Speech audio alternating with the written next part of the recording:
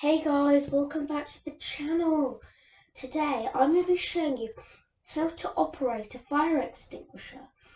Now, having a fire extinguisher or knowing how to operate one is really essential because it could save your life and the people around you's life.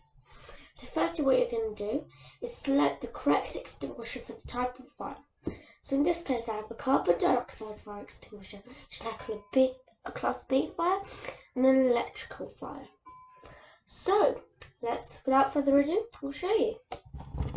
So there's a simple acronym to remember, P.A.S.S. So what you're going to do is you're going to pull out this safety tag, which is the red thing, it can be any colour, to break the seal. Then pull out the pin. This is this metal pin right there. This, if you're wondering, is this red seal, is just to keep the pin from falling out and being lost. Then you're going to aim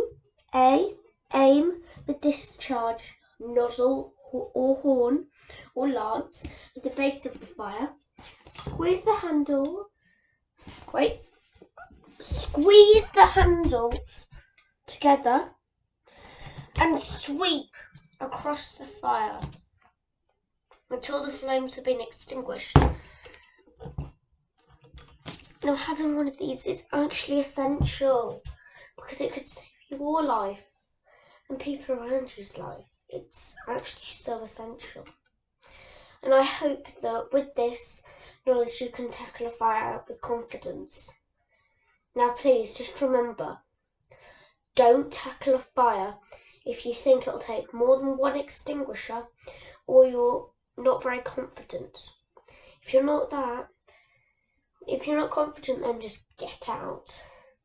A saying is, if in doubt, get out.